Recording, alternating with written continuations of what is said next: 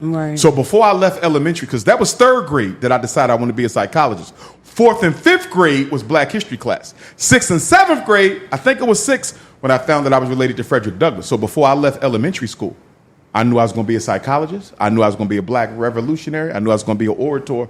Life was laid for me. But how do we get from that person, right, to the person that feels like mental health is not the end or be all for people? And why would a Black person trust going to, because when you said that earlier. No, we need mental health. Okay. But we can't get it from white folks. White people, okay. Listen, in a relationship. Thank you, Dr. Umar. Thank you. Look, in a therapeutic relationship, right, the most important thing is how you feel you're being cared for by your therapist. Are you following me?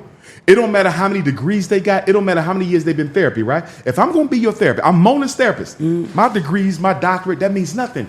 Do you feel like I care about you? Right. Do you feel like I'm genuinely trying to help you?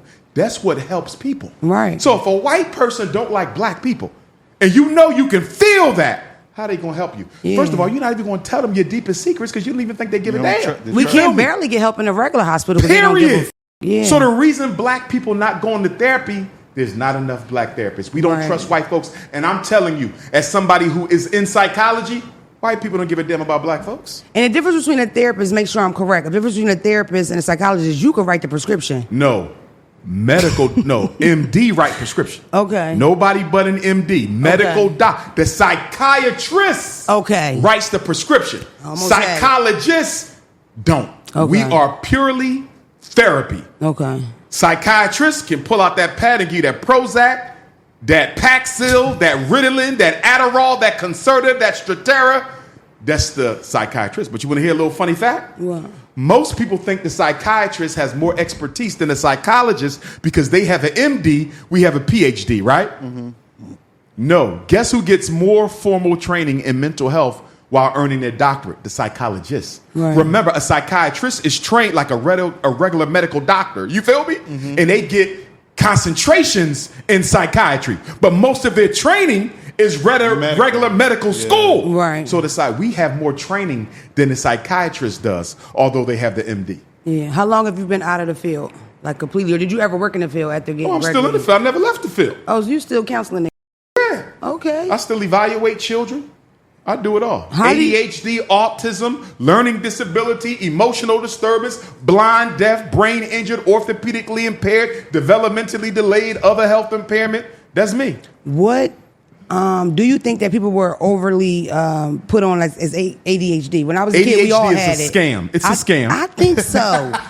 When did we get ADD? Forget about ADHD. Let's go back to ADD. And I'm trying to think, because I feel like I was automatically. What year did it start? 1980. Okay. Same year the CIA dropped off crack cocaine in the Black community. Did you hear that? I never heard it. Social engineering. We're going to addict all fatherless Black boys to a chemical substance. Yeah. And this will be their introduction into crack cocaine. We're going to destroy the Black community through chemical addiction. Because it's in the same family of drugs. Yes. Ritalin and crack and coke. Yeah, that's true. Ritalin and cocaine, if I'm not mistaken, are in the same category. Yeah, similar. Very similar at least. Yeah. Drug Enforcement Association. DEA. Let me ask you something else. So for me, right, and I started to talk about this a little bit earlier, I struggle with this a lot. We in the information age. It's information constantly coming to you, right? And for me personally, it's almost like you can read on something, you can go down these what do they call them? Rabbit holes. You go down these rabbit holes. You go down these rabbit holes and you trying to get all this information, and sometimes things can be put off as conspiracy theories, or people will say that is a conspiracy theory. For me, the reason why I wrestle with that, right? When I read about things like J. Edgar Hoover, right? Mm-hmm. A lot of that J. Edgar Hoover who was a mixed race African. Go ahead. Was he? Yep, it just I thought he was a homosexual. One is race, one is sexual orientation. That's all I knew about him, that he was gay and he was his assistant, they lived together. And he was a closeted Black person. Shut the he was pretending to be white. Yeah. I did not know that. It came out. His relatives exposed him and said, yes, mixed race.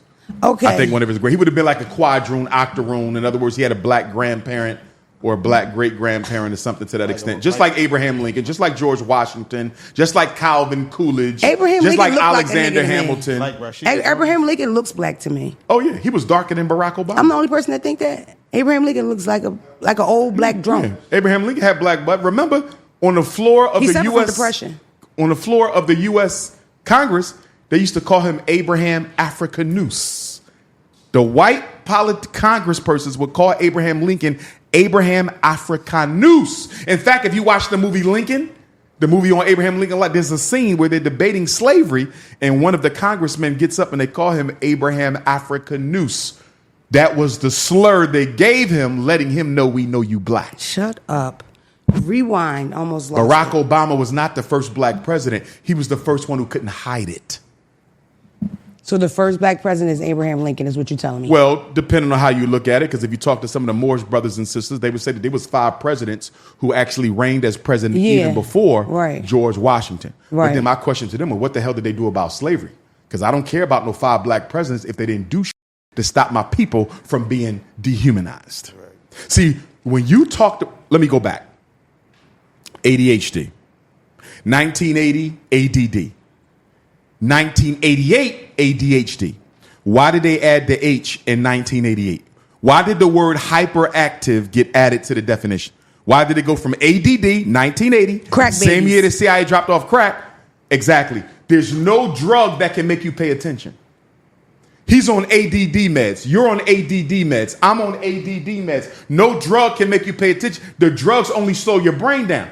The drug companies were not making enough money. The drug companies were not making enough money, so they added hyperactivity to do what? Justify drugging everybody. Today, if you just inattentive without being hyper, you get in a medical prescription.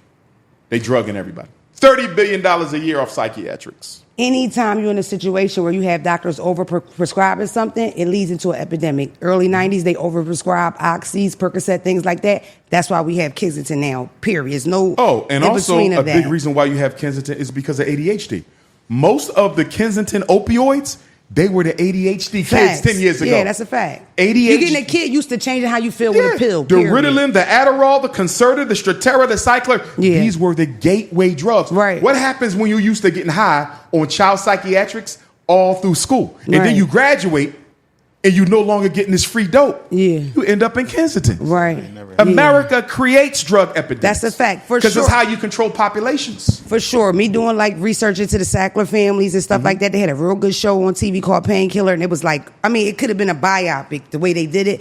But that's what I learned from a lot of them situations, that anytime where you just push it, and for sure, when I was a kid, that was automatic. If you were a little better than the other kids in your class, that was 32 people with one stressed out bitch that didn't give a fuck about none of these urban kids, you automatically were considered to have attention deficit disorder. My mother was very adamant about not giving me medication, but my mother never gave me anything else. So for me, I struggle. And everything they said that would happen to, most of everything they said that would happen to kids with ADD that was untreated happened to me. I went to jail. I experimented with drugs early. That's when you read, Google what happens to adults that don't, you know what I mean, don't get any type of treatment for them not being able to pay attention, because I couldn't pay attention. That's a fact.